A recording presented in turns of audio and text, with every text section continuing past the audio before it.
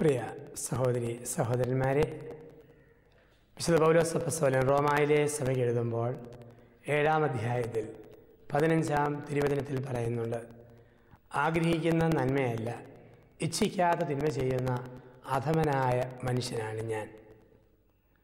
നാം എല്ലാവരിലുമുണ്ട് ആഗ്രഹിക്കാത്ത തിന്മ ചെയ്യുന്ന ഒരു അധമ സ്വഭാവം. നന്മ പറയണമെന്ന് ആഗ്രഹമുണ്ട്, പക്ഷേ പറഞ്ഞു പോകുന്നത് കുറ്റമാണ്. നന്മ കേൾക്കണമെന്ന് ആഗ്രഹമുണ്ട്, പക്ഷേ കേട്ടു വരുമ്പോൾ കൂടുതൽ താല്പര്യം തിന്മ കേൾക്കാനാണ്. നമ്മളെല്ലാവരിലുമുണ്ട് ഒരു പാപവാസന. അതുകൊണ്ടാണ് പറയുക, മനുഷ്യൻ അടിസ്ഥാനപരമായി പാപത്തിലേക്ക് ചെരിഞ്ഞിരിക്കുന്നവനാണ്. മനുഷ്യൻ അടിസ്ഥാനപരമായി പാപത്തിലേക്ക് ചാഞ്ഞവനാണ്. നമ്മുടെ എല്ലാവരിലുമുണ്ട് പാപത്തിലേക്ക് ചാഞ്ഞിരിക്കുന്ന ഒരവസ്ഥ, ഒരു സ്വഭാവം. നമ്മുടെ സ്വഭാവം എന്തുകൊണ്ടാണ് ഇപ്രകാരമായി തീരുക? നന്മ കാണാൻ ആഗ്രഹിച്ചിട്ട് തിന്മ കാണാൻ, നന്മ കേൾക്കാൻ ആഗ്രഹിച്ചിട്ട് തിന്മ കേൾക്കുന്ന, നന്മ ചിന്തിക്കാൻ ആഗ്രഹിച്ചിട്ട് തിന്മ ചിന്തിക്കുന്ന, നന്മ പ്രവർത്തിക്കുവാൻ ആഗ്രഹിച്ചിട്ട് തിന്മ പ്രവർത്തിക്കുന്ന ഒരു സ്വഭാവം നമ്മളിലുണ്ടാകുന്നെങ്കിൽ അതിനെന്തോ കാരണമുണ്ട്. നമ്മളറിയാതെ നമ്മളെ നിയന്ത്രിക്കുന്ന എന്തോ ചിലത് നമ്മളിൽ സംഭവിക്കുന്നുണ്ട്. വിലാപങ്ങളുടെ പുസ്തകം 3-ാം അധ്യായത്തിൽ 19-ാം തിരുവചനത്തിൽ പറയുന്നു, എൻ്റെ കഷ്ടതയുടെയും അലച്ചിലിൻ്റെയും ഓർമ്മ കൈപ്പേറിയ വിഷമാണ്. അവയെപ്പറ്റി ഓർത്ത് ദിവസവും ഞാൻ ഉരുകിത്തീരുന്നു. നമ്മുടെ എല്ലാവരുടെയും ജീവിതത്തിൽ സന്തോഷത്തിൻ്റെയും സങ്കടത്തിൻ്റേതുമായ ഒരുപാട് ഓർമ്മകളുണ്ട്. അത് ജീവിതത്തെ മുഴുവൻ ബാധിച്ചിട്ടുമുണ്ട്. എൻ്റെ ആത്മാവിൽ പാപമുണ്ടായാൽ മനസ്സ് വരണ്ടു പോകും. പാപം ചെയ്യുന്ന മനുഷ്യൻ്റെ മനസ്സ് വരണ്ട് ഉണങ്ങിപ്പോകും. മനസ്സിന് വരൾച്ച സംഭവിച്ചാൽ ദേഹം ശോഷിച്ചു പോകും. അപ്പോൾ ആത്മാവും ശരീരവും മനസ്സും പരസ്പരം ബന്ധപ്പെട്ട് കിടക്കുക.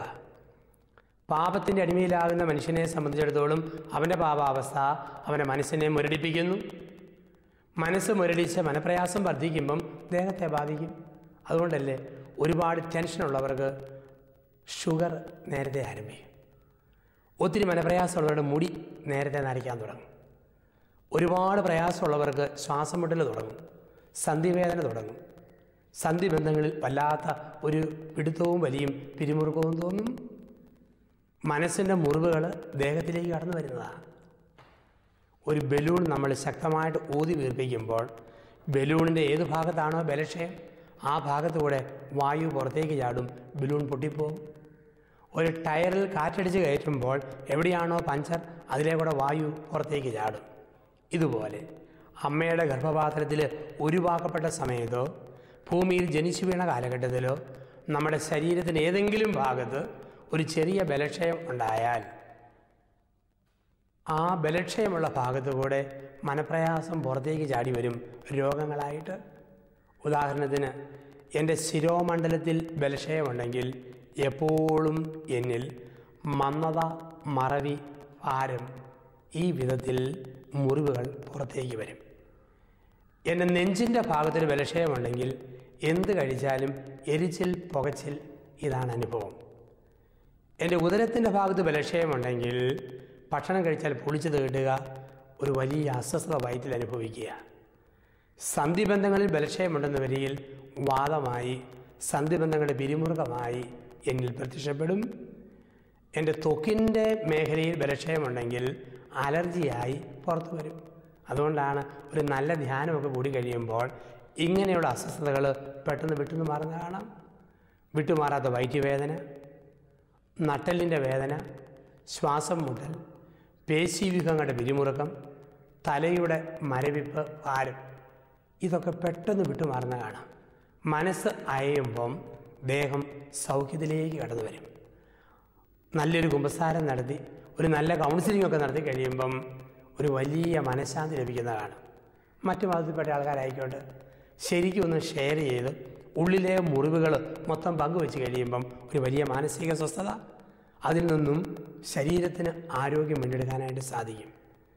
അപ്പോൾ എൻ്റെ കഷ്ടതയുടെയും അലച്ചിലിൻ്റെയും ഓർമ്മ കൈപ്പേറിയ വിഷമാണ്. അവയെപ്പറ്റി ഓർത്ത് ഓരോ ദിവസവും ഞാൻ ഒരുങ്ങുന്നു, വിഷാദിച്ച് ഞാൻ ഉണരുന്നു. ഓരോ ദിവസവും നമുക്ക് സന്തോഷത്തിൻ്റെ അനുഭവങ്ങളും സങ്കടങ്ങളുടെ അനുഭവങ്ങളും കിട്ടും. പക്ഷേ രാവിലെ എഴുന്നേൽക്കുമ്പോൾ ആദ്യം മനസ്സിൽ തേടി വരുന്നത് ഏതനുഭവമായിരിക്കും? സാധാരണയായിട്ട് സങ്കടപ്പെടുത്തുന്ന അനുഭവങ്ങളാണ്, മുറിപ്പെടുത്തിയ അനുഭവങ്ങളാണ് ഉറക്കം വിട്ട് എഴുന്നേൽക്കുമ്പം ആദ്യം തേടി വരിക. നമുക്കെല്ലാവർക്കും ഒരു വലിയ സ്വഭാവം ഇതാണ്. മുറിവുകളും നൊമ്പരങ്ങളും ഉള്ളിൽ കുറിച്ച് വെക്കുക, സന്തോഷത്തിൻ്റെ അനുഭവങ്ങളെ മനഃപൂർവ്വം വിസ്മരിക്കുക. ഞാൻ പൂന്തോട്ടത്തിൽ പൂ പറിക്കാൻ ചെന്നു. റോസപ്പൂകൾ നിറഞ്ഞു നിൽക്കുന്ന റോസപ്പൂക്കളുടെ തോട്ടം. 99 പുഷ്പങ്ങൾ കാറ്റത്താടിക്കൊണ്ടിരിക്കുന്നു. ഒരെണ്ണം ഞെട്ടിട്ട് താഴെ കിടക്കുന്നു. എന്താണ് എൻ്റെ പ്രത്യേകത? കാറ്റത്താടുന്ന 99 പൂക്കളെ ഓർത്ത് സ്തുതിക്കാതെ ഞെട്ടിട്ട് വീണ ഒരു പുഷ്പത്തെ നോക്കി ആ പുഷ്പമേ വീണുപോയല്ലോ എന്നുള്ള വിലാപകാവ്യം പാടാനാണ് എനിക്ക് താല്പര്യം. ഞാൻ ഒരു ദിവസം 8 പേരെ നോക്കി ചിരിച്ചു. 7 പേർ തിരിച്ചു ചിരിച്ചു, ഒരാൾ മുഖം വീർപ്പിച്ചു പോയി. എന്നെ നോക്കി തിരിച്ചു ചിരിച്ച 7 പേരെ ഓർക്കാതെ മുഖം വീർപ്പിച്ച ഒരാളെ ഓർത്തുകൊണ്ടിരിക്കുന്ന സ്വഭാവം എന്നിലില്ലേ? ഞാൻ 9 ബസ്സുകൾക്ക് കൈ കാണിച്ചു. 8 എണ്ണം നിർത്തിക്കിട്ടി, ഒരെണ്ണം നിർത്താതെ പോയി. നിർത്തിക്കിട്ടിയ 8 എണ്ണത്തെ ഓർത്ത് ദൈവത്തെ സ്തുതിക്കുന്നതിന് പകരം നിർത്താതെ പോയി ഒന്നിനെ ഓർത്ത് ആ ഡ്രൈവറെ പഴിക്കാനല്ലേ നമ്മളിലുള്ള ഒരു പ്രവണത? ഇതൊക്കെ നമ്മുടെ ജീവിതത്തിൽ നിറഞ്ഞു നിൽക്കുക. അപ്പം ഇങ്ങനെയുള്ള ഒത്തിരി മുറിവേറ്റ അനുഭവങ്ങൾ, കൈപ്പേറിയ അനുഭവങ്ങൾ ജീവിതത്തിൽ നിറഞ്ഞു നിൽപ്പുണ്ട്. ഇത് നമ്മുടെ സ്വഭാവത്തെ ബാധിച്ചിരിക്കുന്നു, പെരുമാറ്റത്തെ ബാധിച്ചിരിക്കുന്നു, ബന്ധങ്ങളെ ബാധിച്ചിരിക്കുന്നു, വിലയിരുത്തലുകളെ ബാധിച്ചിരിക്കുന്നു. ഇതിൽ നിന്നൊരു മോചനം നമുക്കൊക്കെ ആവശ്യമാണ്. നിങ്ങളൊന്ന് ഓർക്കുക, എൻ്റെ കയ്യിലോ കാലിലോ കത്തി കൊണ്ട് ഒരു വലിയ മുറിവുണ്ടായാൽ അത് കരിഞ്ഞില്ലെങ്കിൽ പഴുപ്പ്, ആ പഴുപ്പിൽ നിന്നും ദുർഗന്ധം ഉയരാൻ തുടങ്ങും. ഇതുപോലെ മനസ്സിൽ മനപ്രയാസത്തിൻ്റെ ഒരു മുറിവുണ്ടായാൽ ആ മുറിവിൽ നിന്നും ദുർഗന്ധം ഉയരാൻ തുടങ്ങും. അതാണ് വിപരീത വികാരങ്ങൾ, ആന്തരിക മുറിവുകൾ. ദേഹത്തുള്ള മുറിവ് കരിഞ്ഞാലോ പാട് കിടക്കും, അതിൻ്റെ വടുക്കൾ കിടക്കും, പക്ഷേ കരിയും. ഉള്ളിൽ ഒരു മുറിവുണ്ടായിട്ട് പ്രാർത്ഥിച്ച് വചനം വായിച്ച് എൻ്റെ ഉള്ളിലെ മുറിവുകളെ ഞാൻ കരിച്ചില്ലെങ്കിൽ ആ മുറിവിൽ നിന്നും ഒരു ദുർഗന്ധം ഉയരാൻ തുടങ്ങും. അതിന് വിളിക്കുന്ന വാക്ക വിപരീത വികാരം അല്ലെങ്കിൽ ആന്തരിക മുറിവുകൾ. ഇതിൽ നിന്നും നമ്മൾ സൗഖ്യം പ്രാപിക്കുമ്പോൾ നമ്മുടെ സ്വഭാവം മാറും, നമ്മുടെ കാഴ്ചപ്പാടുകൾ മാറും. അമ്മയുടെ ഗർഭപാത്രത്തിൽ ഒരു വ്യക്തി ഉരുവാക്കപ്പെട്ട നിമിഷം മുതൽ അമ്മയ്ക്കും അപ്പനുമുണ്ടായ ജീവിതാനുഭവങ്ങൾ നമ്മളെ സ്വാധീനിച്ചിട്ടുണ്ട്. അതുകൊണ്ടല്ലേ നമുക്ക് നിയന്ത്രിക്കാൻ പറ്റാത്ത ഒരുപാട് കാര്യങ്ങൾ നമ്മുടെ സ്വഭാവത്തിൽ, ജീവിതത്തിൽ വന്ന് സംഭവിച്ചിട്ടുണ്ട്. ഉദാഹരണത്തിന്, അമ്മ എന്നെ ഉദരത്തിൽ വഹിച്ചിരുന്ന നാളുകൾ ഇടിമുഴക്കം കേട്ട് അമ്മ ഞെട്ടിയാൽ, ഇടി മിന്നുന്നത് കണ്ട് അമ്മ ഞടുങ്ങിയാൽ, അമ്മയുടെ ഞെട്ടലും ഞടുക്കവും കുഞ്ഞായ എന്നിലേക്ക് പടരും. പെട്ടെന്ന് ഞെട്ടുന്ന, പെട്ടെന്ന് ഞടുങ്ങുന്ന ഒരു സ്വഭാവം എന്നിൽ രൂപപ്പെടും. ഗർഭിണിയായിരിക്കുന്ന അവസ്ഥയിൽ അമ്മ കഴിക്കുന്ന ഭക്ഷണ പദാർത്ഥങ്ങൾ എൻ്റെ സ്വഭാവത്തെ ബാധിക്കും. 1 സാമുവേൽ 1-ാം അധ്യായത്തിൽ ഹന്ന എന്ന സ്ത്രീ ഏലി എന്ന പുരോഹിതനോട് പറയുന്നുണ്ട്, പുരോഹിത, കുറ്റങ്ങളും കുറവുകളും ഇല്ലാത്ത ഒരു നല്ല കുഞ്ഞിനെ എനിക്ക് ലഭിക്കാൻ വേണ്ടി വീഞ്ഞോ വീര്യമുള്ള ലഹരി പാനീയങ്ങളോ ഞാൻ ഉപയോഗിച്ചിട്ടില്ല. ഒരമ്മയുടെ ഭക്ഷണം കുഞ്ഞുങ്ങളുടെ സ്വഭാവത്തെ ബാധിക്കും, കുഞ്ഞുങ്ങളുടെ സ്വഭാവത്തെ ബാധിക്കും. അടുത്തിടെ ഗുജറാത്തിൽ ഒരു സ്ത്രീക്ക് 3 പെൺമക്കൾ. മൂത്തതിന് 12 വയസ്സ്, രണ്ടാമത്തവൾക്ക് 10 വയസ്സ്, മൂന്നാമത്തവൾക്ക് 8 വയസ്സ്. മൂത്ത പെൺകുട്ടിയുടെ കണ്ണിൻ്റെ കാഴ്ചശക്തി പൂർണ്ണമായും മങ്ങിയിരിക്കുന്നു. രണ്ടാമത്തെ പെൺകുട്ടിയുടെ കാഴ്ച പകുതി മങ്ങി. മൂന്നാമത്തെ കുട്ടിയുടെ കാഴ്ച മങ്ങി തുടങ്ങിയിരിക്കുന്നു. അമ്മ പറഞ്ഞു, ഞാൻ ഗർഭിണിയായിരുന്ന കാലഘട്ടത്തിൽ അമിതമായ മൂക്കിപ്പൊടി വലിക്കുന്ന സ്വഭാവം ഉണ്ടായിരുന്നു. അമിതമായി മൂക്കിപ്പൊടി ഞാൻ ഉപയോഗിച്ചതുകൊണ്ടാണ് എൻ്റെ കുഞ്ഞുങ്ങളുടെ കാഴ്ചശക്തി മങ്ങിപ്പോയത് എന്ന്. അപ്പനമ്മമാരുടെ ഭക്ഷണക്രമം, ജീവിത രീതി, അതൊക്കെ നമ്മുടെ സ്വഭാവത്തെ ബാധിച്ചിട്ടുണ്ട്. ഗർഭിണിയായൊരു സ്ത്രീ വയറിൻ്റെ മുകളിൽ കൈവച്ച് പരിശുദ്ധാത്മാവിൻ്റെ അഭിഷേകത്തിന് വേണ്ടി പ്രാർത്ഥിച്ചാൽ ഉദരത്തിലെ ശിശുവിന് വചനത്തിൻ്റെ ആത്മാവിൻ്റെ അഭിഷേകം കിട്ടും, പരിശുദ്ധാത്മാവിൻ്റെ അഭിഷേകം കിട്ടും. ഗർഭിണിയായൊരു സ്ത്രീ വയറിന് മുകളിൽ വചനം വെച്ച് പ്രാർത്ഥിച്ചാൽ ഉദരത്തിലെ ശിശുവിന് വചനത്തിൻ്റെ അഭിഷേകം കിട്ടും. ഞാനിത് പറഞ്ഞല്ലോ എന്നോർത്ത് ഇപ്പോൾ ഈ ശുശ്രൂഷ ശുശ്രൂഷയിൽ പങ്കെടുത്തുകൊണ്ടിരിക്കുന്ന ഗർഭിണികളായ ഒരു സ്ത്രീയും ദയവ് ചെയ്ത് POC സമ്പൂർണ്ണ ബൈബിൾ വയറെ കയറ്റി വെച്ച് പ്രാർത്ഥിക്കരുത്. കൊച്ചു ചളുങ്ങിപ്പോവും, ചതഞ്ഞു പോകും. ഒരു കടലാസയെ കുറിച്ച് വെച്ചോ കരങ്ങൾ വെച്ച് എടുത്തു പറഞ്ഞോ പ്രാർത്ഥിക്കുക. വചനത്തിൻ്റെ അഭിഷേകം ഉദരത്തിലെ ശിശുവിന് കിട്ടും. അപ്പനമ്മമാരുടെ വികാര വിചാരങ്ങൾ കുഞ്ഞുങ്ങളുടെ സ്വഭാവത്തെ ബാധിക്കുന്നു. നമ്മളിലൊക്കെ ഇത് സംഭവിച്ചിട്ടുമുണ്ട്. ഞാൻ അടുത്തയിടെ ഒരു സ്ഥാപനത്തിൽ ധ്യാനിപ്പിച്ചപ്പോൾ അംഗവൈകല്യമുള്ള പെൺകുട്ടികളെ സംരക്ഷിക്കുന്ന കേന്ദ്രമാണ്. 8 വയസ്സുള്ള 2 കരങ്ങളുടെയും മുട്ടുവരെ മാത്രമുള്ള ഒരു പെൺകുട്ടിയെ കാണാൻ അവളുടെ അമ്മ ആ സ്ഥാപനത്തിൽ വന്നു. ഈ പെൺകുട്ടി ആ മുറിഞ്ഞ കൈ കൊണ്ട് അമ്മയെ കെട്ടിപ്പിടിക്കുന്നു, മടിക്കേറിയിരിക്കുന്നു, ചുംബിക്കുന്നു, കടിക്കുന്നു, സ്നേഹപ്രകടനം നടത്തുന്നു. അപ്പോൾ ആ സ്ത്രീ പറഞ്ഞു, ഞാൻ ഗർഭിണിയായിരുന്ന കാലഘട്ടത്തിൽ സ്കാനിങ്ങിൽ തെളിഞ്ഞതാണ് അംഗവൈകല്യമുള്ള കുഞ്ഞാണ് ജനിക്കാൻ പോകുന്നതെന്ന്. ഡോക്ടർമാർ പറഞ്ഞു ഇതിനെ വയറ്റിൽ നിന്നും കലക്കി കളയുക ഭേദം. പക്ഷേ അച്ഛാ, ഞാൻ പറഞ്ഞു ഇതിന് ജീവൻ്റെ തുടിപ്പെങ്കിലും ഉണ്ടെങ്കിൽ ആ തുടിപ്പ് കണ്ടിട്ട് എനിക്ക് മരിച്ചാൽ മതി എന്ന് പറഞ്ഞ് പ്രതീക്ഷയോടെ ഞാൻ ജന്മം കൊടുത്ത കുഞ്ഞ്. ആ സ്നേഹമാണ് ഇപ്പോൾ ഈ കുഞ്ഞ് എന്നോട് കാണിച്ചുകൊണ്ടിരിക്കുന്നത്.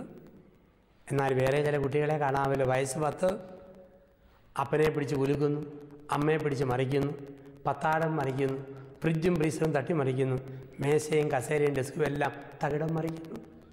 എങ്ങനെയുള്ള കുട്ടികളാണ്? അമ്മ ഓർക്കാപ്പുറത്ത് ഗർഭിണിയായിപ്പോയി. പെട്ടെന്ന് വേണ്ടായിരുന്നു എന്നൊരു തോന്നൽ ഭർത്താവിനും ഭാര്യയ്ക്കും തോന്നി. പിന്നെ അവൾ നിൽക്കുന്ന നിപ്പിൽ ലോങ് ജമ്പ് ചാടി നോക്കി, ഹൈ ജമ്പ് ചാടി നോക്കി, 100 മീറ്റർ ഓടി നോക്കി, പേരയിലും ചാമ്പയിലും അണ്ണാനെ പോലെ അള്ളിപ്പിടിച്ച് കയറി നോക്കി, ഓട്ടോറിക്ഷയിലിരുന്ന് കുലുങ്ങി നോക്കി, KSRTCയിലിരുന്ന് യാത്ര ചെയ്ത് നോക്കി. എത്ര കുലുക്കിയിട്ടും കൊച്ചു പോയില്ല. പിന്നെ കുഞ്ഞു വിടുമോ? അമ്മയെ പിടിച്ച് കുലിക്കും, അപ്പനെ പിടിച്ചൊലയ്ക്കും, ഫ്രിഡ്ജും ഫ്രീസറും മറിക്കും, മൊത്തം തകിടം മറിക്കും. അപ്പൻ്റെ അമ്മയുടെ ഹൃദയവികാര വിചാരങ്ങൾ കുഞ്ഞുങ്ങളുടെ സ്വഭാവത്തെ ബാധിക്കും. അടുത്തിടെ ഭരണങ്ങാനം അസീസി ധ്യാനമന്ദിരത്തിൽ ഒരു ഭർത്താവും ഭാര്യയും കൂടെ 2.5 വയസ്സ് പ്രായമുള്ളൊരു മോനെയും കൊണ്ടുവന്നു. എൻ്റെ അടുക്ക വന്നിട്ട് അപ്പം പറഞ്ഞു, അച്ഛൻ ഊറാല കഴുത്തേറിട്ട് അച്ഛൻ്റെ ഏറ്റവും ശക്തിയുള്ള പ്രാർത്ഥന കൊച്ചിൻ്റെ തലയെ കൈവച്ചെന്ന് പ്രാർത്ഥിക്കണം. കുഞ്ഞ് ഞെട്ടുന്നു, ഞടുങ്ങുന്നു, ഞടുങ്ങുന്നു, ഞെട്ടുന്നു. എനിക്ക് പറയണമെന്ന് തോന്നി, പേടിക്കേണ്ട. കേരളത്തിൽ പിന്നീട് മന്ത്രിയാകാനുള്ള റിഹേഴ്സൽ ഇപ്പോഴേ ആരംഭിച്ചതാണ്. കുഞ്ഞുനാളിലെ ഞെട്ടിപ്പടിച്ചാലല്ലേ പിന്നീട് കാര്യമായിട്ട് ഞെട്ടാൻ പറ്റൂ. പക്ഷേ ആ സ്ത്രീ പറഞ്ഞു, എൻ്റെ അച്ഛ, ഞാൻ 3 മാസം ഗർഭിണിയായിരുന്നപ്പോൾ കണ്ണി ചോരയില്ലാത്ത ഈ മനുഷ്യൻ എന്നോട് പറയുമായിരുന്നു, മുതുപിശാചെ, ഒറ്റ ചവിട്ടിന് നിന്നെയും നിൻ്റെ വയറ്റിലുള്ള കൊച്ചിനെയും ഞാൻ കലക്കി കളയുമെന്ന്. അത് കേട്ട് എൻ്റെ അച്ഛ ഞാൻ ഒരുപാട് ഞെട്ടിയതും ഞടുങ്ങിയതുവാ. അതിൻ്റെ തുടർച്ചയാണ് ഇപ്പോൾ ഈ കുഞ്ഞ് ഇങ്ങനെ ഞെട്ടിക്കൊണ്ടിരിക്കുന്നത്. ഞാൻ അയാളോട് പറഞ്ഞു, സത്യം പറ, കൊച്ചിൻ്റെ തലയ്ക്ക് പിടിക്കണോ അപ്പൻ്റെ പെടലിക്ക് പിടിക്കണോ, എവിടെ പിടിക്കണം? മാതാപിതാക്കളുടെ ഹൃദയവികാര വിചാരങ്ങൾ കുഞ്ഞുങ്ങളെ ബാധിച്ചിട്ടുണ്ട്. നമ്മൾ കാണുന്നു ഹിറ്റ്ലർ എന്ന് പറയുന്ന ക്രൂരനായ ജർമ്മനിയുടെ ഒരു കാലത്തെ സാരഥി. എത്ര നിർദ്ധയമായി യഹൂദരെ കൂട്ടക്കൊല ചെയ്തവനാ ഹിറ്റ്ലർ. പക്ഷേ ഹിറ്റ്ലർ കൊണ്ടായിരുന്നു ഒരു കുട്ടിക്കാലം. 2ാനമ്മയുടെ പോരുകൊണ്ട് പൊറുതി മുട്ടിയ മനുഷ്യൻ, അപ്പൻ്റെ പീഡനമേറ്റ് നെഞ്ചുരുകിയ മനുഷ്യൻ, ഒരു അമ്മായിയുടെ ശല്യം കൊണ്ട് ഉള്ളുനേറിയ മനുഷ്യൻ. കുട്ടിക്കാലം മുഴുവൻ കണ്ണുനീരിൻ്റെ കാലമായിരുന്നു. സ്വന്തമായിട്ട് ഒരു വലിയ ടാങ്കർ ലോറി കിട്ടിയ ദിവസം ആ മനുഷ്യൻ ആ ലോറി ഓടിച്ച് കയറ്റി അപ്പൻ്റെ കല്ലറ ഇടിച്ചു നിരത്തിക്കൊണ്ട് പരസ്യജീവിതം ഉദ്ഘാടനം ചെയ്തു. പിന്നെ പറഞ്ഞു, പ്രാന്തുള്ളവരെ കൊല്ലുക, കോങ്കണുള്ളവരെ കുഴിച്ചു മൂടുക. ഈ ക്രൂരത ഹിറ്റ്ലറുടെ മനസ്സിൽ എങ്ങനെ കടന്നുകൂടി? കുട്ടിക്കാലങ്ങളിലുണ്ടായ ആന്തരിക മുറിവുകൾ പിന്നീട് സ്വഭാവത്തെ ഒരുപാട് ബാധിച്ചിരിക്കുന്നു. അപ്പം നമ്മുടെ എല്ലാവരുടെയും ജീവിതത്തിൽ ആഗ്രഹിക്കുന്ന നന്മയല്ലാതെ ഇച്ഛിക്കാതെ തിന്മ ചെയ്യുന്ന ഒരു പ്രവണത നമ്മളിലുണ്ടെങ്കിൽ നമ്മളറിയാത്ത ചില മുറിവുകൾ നമ്മുടെ ഉള്ളിൻ്റെ ഉള്ളറകളിലുണ്ട്. ആ മുറിവുകളിൽ നിന്നും ഒരു മോചനം, ഒരു വിടുതൽ നമ്മൾ ഓരോരുത്തരും പ്രാപിക്കണം. അതിന് കർത്താവായ യേശു കുരിശിൽ ചെയ്ത 4 കാര്യങ്ങൾ നമ്മുടെ ജീവിതത്തിൽ നമ്മൾ ചെയ്യണം. ആന്തരികമായ മുറിവിൽ നിന്ന്, മാനസികമായ നൊമ്പരങ്ങളിൽ നിന്ന് വിടുതൽ പ്രാപിച്ച് പുതിയ വ്യക്തിത്വങ്ങളായിട്ട് മാറുവാൻ നമ്മൾ ആഗ്രഹിക്കുന്നെങ്കിൽ യേശു കുരിശിൽ ചെയ്ത 4 കാര്യങ്ങൾ നമ്മുടെ ജീവിതത്തിൽ നമ്മൾ ചെയ്യണം. 1, യേശു കുരിശിൽ ആദ്യമായി ചെയ്തത് അവൻ്റെ അന്തരംഗം നിരന്തരമായ പ്രാർത്ഥന വഴി സ്വർഗീയ പിതാവുമായി ബന്ധപ്പെട്ടുകൊണ്ടിരുന്നു. ആന്തരികമായ സൗഖ്യം പ്രാപിച്ച് ഒരു പുതിയ വ്യക്തിയായിട്ട് രൂപാന്തരപ്പെടുവാൻ നമ്മൾ ആരെങ്കിലും ആഗ്രഹിക്കുന്നെങ്കിൽ ആദ്യമായിട്ട് ചെയ്യേണ്ടത് നിരന്തരമായ പ്രാർത്ഥന വഴി ദൈവവുമായി നമ്മൾ ബന്ധപ്പെട്ടുകൊണ്ടിരിക്കണം. രണ്ട് വിധത്തിൽ നമുക്ക് പ്രാർത്ഥിക്കാം. ശ്വാസം എടുക്കുന്നത് പോലെയും ഓക്സിജൻ കൊടുക്കുന്നത് പോലെയും. നമ്മുടെ പ്രാർത്ഥന എങ്ങനെയാണ്? ശ്വാസം എടുക്കുന്ന പോലെ പ്രാർത്ഥിക്കാം. ഓരോ നിമിഷവും യേശുവേ നന്ദി, യേശുവേ സ്തോത്രം, ദൈവമേ നന്ദി, ദൈവമേ സ്തോത്രം, പരിശുദ്ധാത്മാവേ നന്ദി, പരിശുദ്ധാത്മാവേ സ്തോത്രം. നിരന്തരം ഉള്ളിൽ ഇങ്ങനെ ഒരു പ്രാർത്ഥന. ഇതാണ് ശ്വാസം എടുക്കുന്നത് പോലുള്ള പ്രാർത്ഥന. രണ്ട്, ഓക്സിജൻ കൊടുക്കുന്ന പോലെ പ്രാർത്ഥിക്കാം. ശ്വാസം എടുക്കാൻ ബുദ്ധിമുട്ട് വരുമ്പം ഓക്സിജൻ കൊടുക്കും. പലപ്പോഴും നമ്മുടെ പ്രാർത്ഥന ഈ ഓക്സിജൻ കൊടുക്കുന്ന പോലെ. ഇൻ്റർവ്യൂവിന് പോകുന്നതിന് തലേ രാത്രി ഒരു ഭയങ്കര പ്രാർത്ഥന. മേജർ ഓപ്പറേഷന് വിധേയനാകുന്നതിന് മുമ്പ് തീക്ഷ്ണമായ പ്രാർത്ഥന. പരീക്ഷ എഴുതാൻ പോകുന്നതിന് മുമ്പുള്ള ശക്തിയേറിയ പ്രാർത്ഥന. റിസൾട്ട് വരുമ്പോഴുള്ള വലിയൊരു പ്രാർത്ഥന. ജീവിതാന്തസ്സിൽ പ്രവേശിക്കുന്നതിന് ഒരുക്കമായി നടത്തുന്ന തീക്ഷ്ണതയുള്ള പ്രാർത്ഥന. നിർണായക സമയങ്ങളിൽ ഓക്സിജൻ കൊടുക്കുന്ന പോലെ പ്രാർത്ഥിക്കും. പക്ഷെ ദൈവം നമ്മളെ വിളിച്ചിരിക്കുന്നത് ഓക്സിജൻ കൊടുക്കുന്ന പോലെ പ്രാർത്ഥിക്കാനല്ല, ശ്വാസം എടുക്കുന്ന പോലെ പ്രാർത്ഥിക്കണം. ശ്വാസം എടുക്കുന്ന പോലെ പ്രാർത്ഥിക്കുന്നവർക്ക് ദൈവവുമായി നിരന്തര ബന്ധം. അങ്ങനെയുള്ളവർക്ക് ജീവിതത്തിൽ ആകുലതകളില്ല, മുറിവുകളില്ല, മുറിപ്പെടുത്തിയവരോട് ബുദ്ധിമുട്ടില്ല, വിദ്വേഷമില്ല. ഒരു നല്ല ശാന്തതയും ഒരു നല്ല സമാധാനവും ഒരു നല്ല സ്വസ്ഥതയും അങ്ങനെയുള്ളവർക്ക് ലഭിക്കും. അപ്പോൾ നിരന്തരമായ പ്രാർത്ഥന വഴി നമ്മുടെ അന്തരംഗം പിതാവുമായി ബന്ധപ്പെടണം. എപ്പോഴും പ്രാർത്ഥിക്കുക. ഈശോ മിശിഹ എപ്പോഴും പ്രാർത്ഥിച്ചവനാണ്. ഇതുപോലെ നിരന്തരം പ്രാർത്ഥിക്കുന്ന ഒരു ജീവിതമുണ്ടോ, ആന്തരിക മുറിവുകളിൽ നിന്നും നമുക്ക് സൗഖ്യം ലഭിക്കും. നമ്മുടെ സ്വഭാവത്തിൻ്റെ വൈകല്യങ്ങൾ മാറും, നമ്മുടെ മുഖഭാവം മാറും, നമ്മുടെ കാഴ്ചപ്പാടുകൾ മാറും, നമ്മുടെ വിലയിരുത്തലുകൾ മാറും, നമ്മുടെ ദിശാബോധങ്ങൾ മാറും, നമ്മുടെ ബന്ധങ്ങളുടെ മേഖലകൾ തിരുത്തപ്പെടും. നിരന്തരമായ പ്രാർത്ഥന വഴി പിതാവുമായി ബന്ധപ്പെട്ട ഈശോ. രണ്ടാമത് ഈശോ കുരിശിൽ ചെയ്ത കാര്യം, അവൻ മധ്യസ്ഥ പ്രാർത്ഥന നടത്തിക്കൊണ്ടിരുന്നു. ആർക്കെല്ലാം ആന്തരികമായ സൗഖ്യം ആഗ്രഹമുണ്ടോ അവർ മധ്യസ്ഥ പ്രാർത്ഥന നടത്തിക്കൊണ്ടിരിക്കണം. എങ്ങനെ മധ്യസ്ഥ പ്രാർത്ഥന നടത്തണം? മുൻകോപം എന്നുള്ള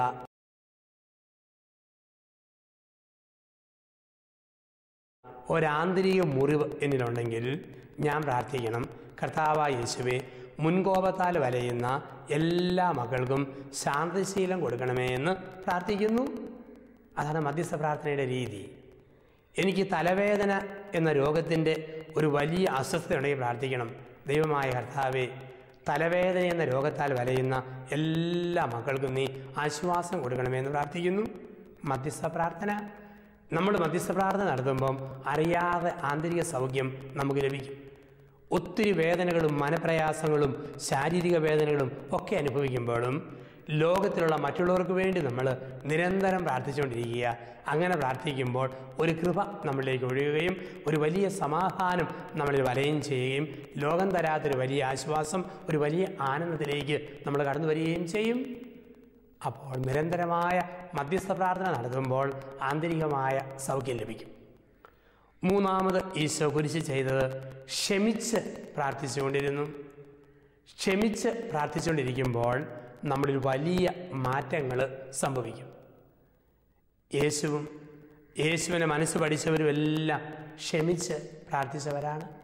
കർത്താവായ യേശുവിനെ കുരിശിൽ തറച്ചപ്പോൾ ഈശോ പ്രാർത്ഥിച്ചു, പിതാവേ, ഇവർ ചെയ്യുന്നത് എന്തെന്നറിയായകയാൽ ഇവരോട് ക്ഷമിക്കണമേ.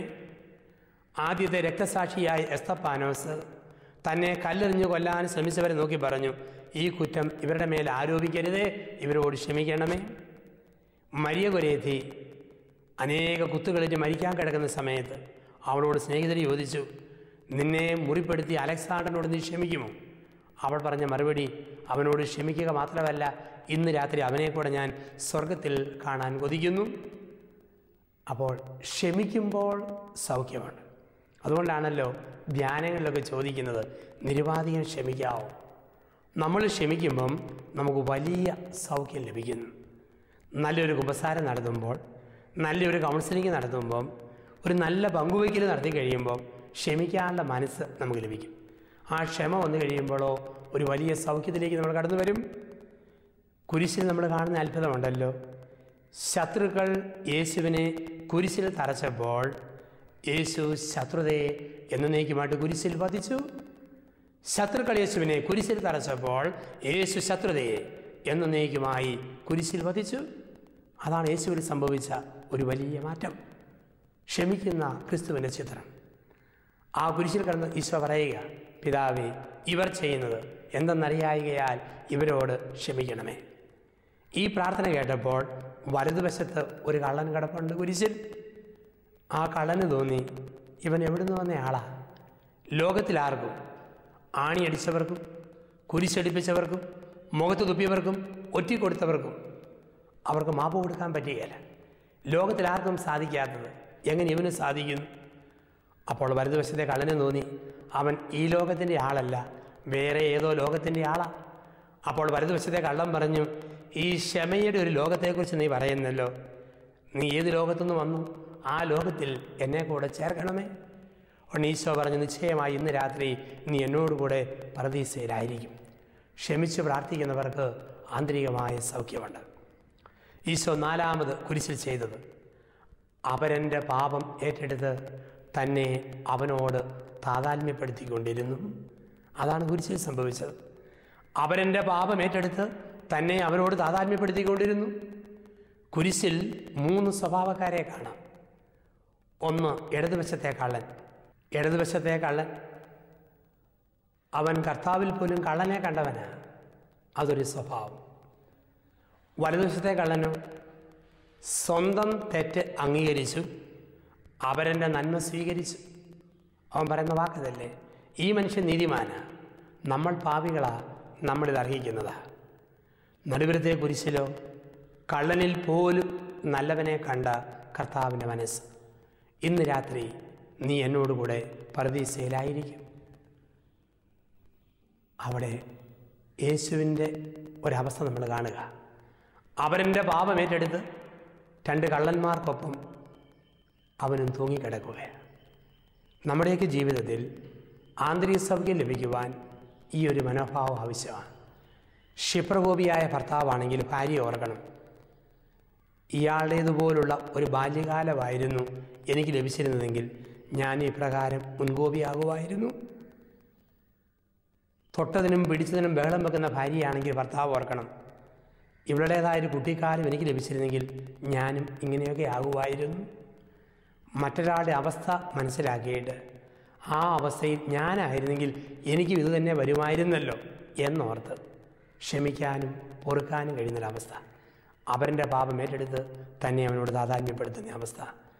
ഇങ്ങനെ ആന്തരിക സൗഖ്യത്തിൻ്റെ തലങ്ങളിലേക്ക് കടന്നു വരാൻ ഗുരുവും കർത്താവുമായവൻ നമ്മെ വിളിക്കുന്നു. നമ്മുടെ ജീവിതത്തിൻ്റെ എല്ലാ മുറിവുകളും ദൈവകരങ്ങളിലേക്ക് കൊടുക്കുക. കർത്താവിൻ്റെ കരങ്ങളാൽ സ്പർശിക്കണമേ എന്ന് നമുക്ക് പ്രാർത്ഥിക്കാം. ഒരു നിമിഷം നമുക്കിത് സമർപ്പിച്ച് പ്രാർത്ഥിക്കാം. കർത്താവായ യേശുവേ, നിൻ്റെ തിരുരക്തത്താൽ വീണ്ടെടുക്കപ്പെട്ട ഞങ്ങളെ ഓരോരുത്തരെയും തൃക്കരങ്ങളിലേക്ക് സമർപ്പിക്കുന്നു. കുശവൻ്റെ കയ്യിലെ കളിമണ്ണ് പോലെ ഞങ്ങളെ വെച്ച് തരുന്നു. കർത്താവേ, ഞങ്ങൾ കളിമണ്ണാണ്, നീയോ കുശവൻ. നിൻ്റെ ഇഷ്ടം പോലെ ഞങ്ങളെ മെനഞ്ഞെടുക്കണമേ, വാർത്തെടുക്കണമേ. തിരികിതം പോലെ ഞങ്ങളെ കൈപിടിച്ച് നടത്തണമേ. അറിഞ്ഞും അറിയാതെയും ഞങ്ങളിലുള്ള എല്ലാ ആന്തരിക മുറിവുകളെയും നിൻ്റെ തിരുരക്തത്തിൻ്റെ വലിയ അഭിഷേകത്താൽ സൗഖ്യപ്പെടുത്തണമേ എന്ന് പ്രാർത്ഥിക്കുന്നു. ഞങ്ങളുടെ ജീവിതയാത്രകളെ അവിടുന്ന് തന്നെ ക്രമീകരിക്കണമേ. ഞങ്ങളുടെ ചിന്തകളെ വിശദീകരിക്കണമേ. ഞങ്ങളുടെ വാക്കുകളെ വിശദീകരിക്കണമേ. ഞങ്ങളുടെ ജീവിതത്തിൻ്റെ ഓരോ ഇടപെടലിനെയും അവിടുത്തെ വിശുദ്ധി കൊണ്ട് നിറയ്ക്കണമേ. ആന്തരിക സൗഖ്യം പ്രാപിച്ച മക്കളായി ദൈവത്തെ മഹത്വപ്പെടുത്തി മനുഷ്യ നന്മയ്ക്കായിട്ട് ഈ ഭൂമിയെ ജീവിക്കുവാൻ ഞങ്ങളെ ഓരോരുത്തരെയും ശക്തിപ്പെടുത്തണമേ. നിത്യം പിതാവും പുത്രനും പരിശുദ്ധാത്മാവുമായ സർവേശ്വര എന്നേക്കും ആമേൻ.